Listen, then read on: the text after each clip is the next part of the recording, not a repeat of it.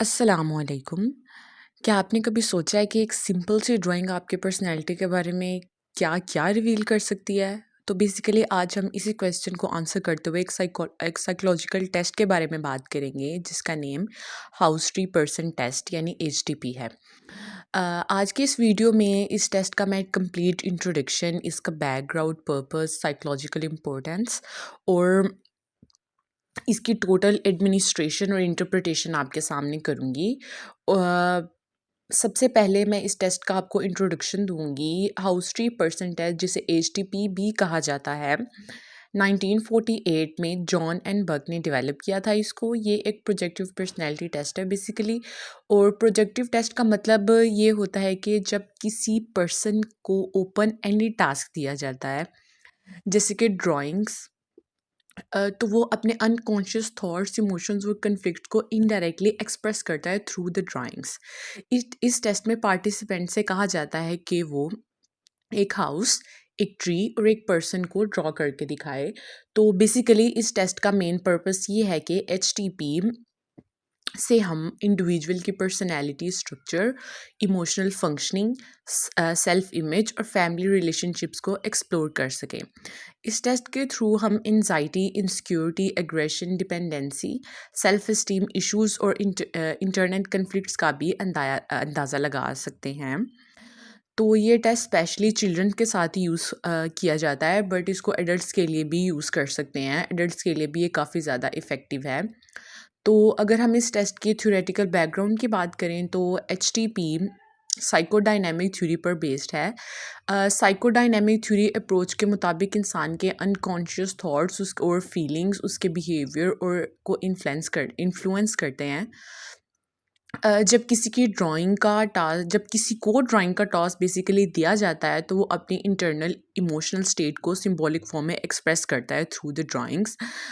House अक्सर family environment और home life को रिप्रेजेंट करता है। ट्री पर्सनैलिटी स्ट्रेंथ और ग्रोथ को शो करता है और पर्सन सेल्फ इमेज उसके इंटरपर्सनल रिलेशनशिप्स कैसे हैं उसको शो करता है। तो इस टेस्ट को कंडक्ट करने के लिए हमारे पास 3 ब्लैंक पेपर होते हैं। हम अपने क्लाइंट को वो 3 प्लेन पेपर प्रोवाइड करते हैं विद पेंसिल एंड इरेज़र। इसके लिए हमें एक टोटली कंफर्टेबल और डिस्ट्रैक्शन फ्री एनवायरनमेंट प्रोवाइड करना होता है अपने क्लाइंट को। और उन 3 पेपर में हम अपने क्लाइंट को कहते हैं कि वो ऐसे स्ट्रेट फॉरवर्ड पेपर होता है ऐसे, जैसे कि यहाँ पे ऑलरेडी मैंने ड्राइंग बनवा ली हुई है, टेस्ट एडमिनिस्टर करवा लिया, but still I will explain it. इस तरह A4 स्ट्रेट फॉर्म में पेपर होता है हमारे पास और लैंडस्केप नहीं करते हम इसको।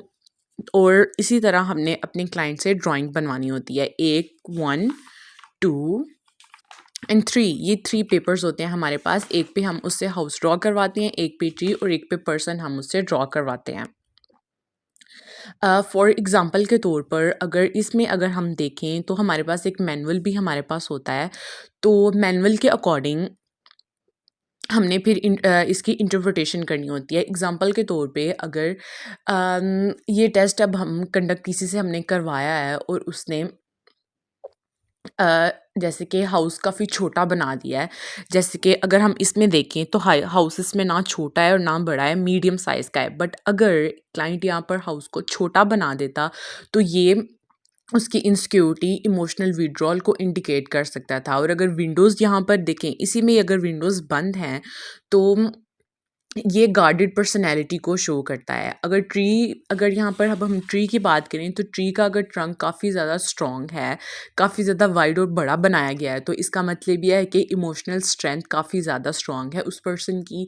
और जबकि ब्रोकन ब्रांचेज़ इसके अंदर तो ब्रांचेज़ हिडन है ना ट्री के इस क्राउन के अंदर, तो ब्रोकन ब्रांचेज़ इंटरनल स्ट्रेस को इंडिकेट करती हैं। पर्सन की ड्राइंग में अगर देखें, जैसे कि यहाँ पर ये एक पर्सन की ड्राइंग है और इसमें बेसिकली हैंड मिसिंग है। तो इसमें अगर हैंड मिसिंग है तो ये शो कर रहा है उसकी सोशल डिफ़िकल्टी और उसकी हेल्पलेसनेस। लेकिन ये याद रखना काफ़ी ज़्यादा ज़रूरी है कि ये एक सिंगल साइन पर डायग्नोसिस नहीं हम कर सकते। हमेशा हमें ओवर पैटर्न इसका देखा जाता है, देखना पड़ता है हमें ड्राइंग्स का।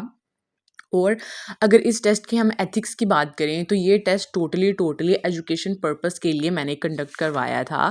इसका मेरा मेन पर्पस सिर्फ़ और सिर्फ एजुकेशनल अवेयरनेस और लर्निंग है। इसका मेरा बिल्कुल भी ये पर्पस नहीं है कि मैं साइकोलॉजिकल डायग्नोसिस करूँ किसी पर्सन की।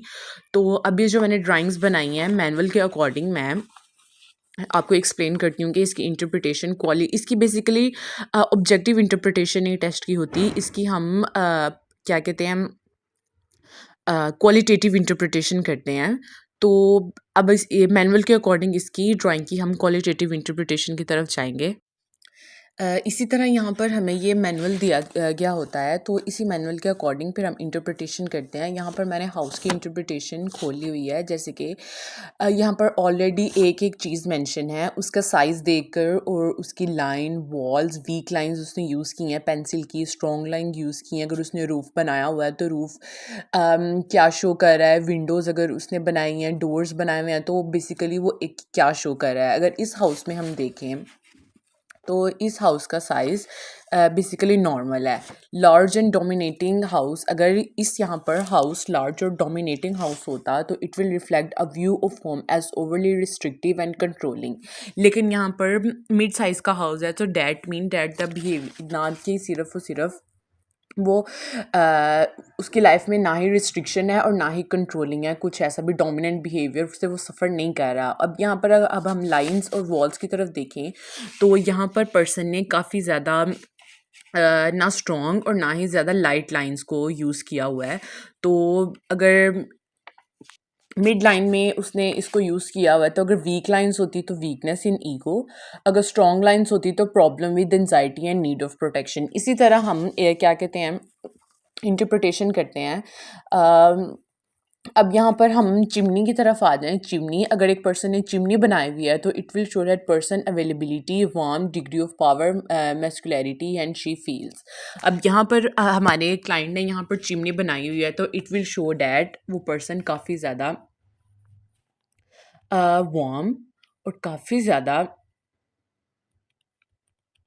ये है, सॉरी, काफ़ी ज़्यादा वो पर्सन अवेलेबल है लोगों के लिए, अगर किसी को उसकी इट विल शो। इसी तरह आहिस्ता आहिस्ता हम सभी एस्पेक्ट्स को देखते हुए इस तरह पर्सनैलिटी की इंटरप्रिटेशन करते हैं। इसी तरह अब हम ट्री की तरफ आ जाएं, तो जैसे कि ये ट्री है, तो ट्री में पर्सन ने कलर भी किया हुआ है, तो इसको भी हम क्या कहते हैं, ऑब्जर्व करेंगे कि अगर यहाँ पर जैसे डेड ट्री, अगर एक ट्री डेड है तो वो इंडिकेट करेगा PTSD, problems. Palm tree indicate advantages and defensiveness. Age of tree के ट्री यंग है, यहाँ काफ़ी ज़्यादा ओल्ड बनाया गया है, ये विंटर ट्री है।